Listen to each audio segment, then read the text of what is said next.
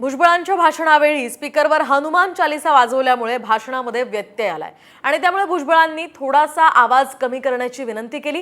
त्यानंतर आवाज कमी होताच भुजबळांनी मंदिर प्रशासनाचे आभार मानलेत। नेमकं काय घडलंय आपण पाहूया। जरा आवाज जरा कमी करा। मी सुद्धा बजरंग बलीचा भक्त आहे बाबा, त्याच्याच आशीर्वादाने हे सगळं काम सुरू आहे।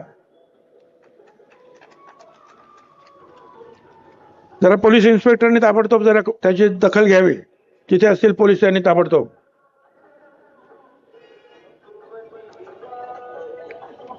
भाषण कसं करणार? काय कुठे मंदिर आहे? पावसानं खरं म्हणजे आमची विनंती ऐकली। बजरंग बलीच्या मंदिरातील लोकांनी सुद्धा माझी विनंती ऐकली। मी त्यांचा पण आभारी आहे आणि तो परमेश्वर तुम्हाला आम्हाला सगळ्यांना शक्ती, बुद्धी, युक्ती देवो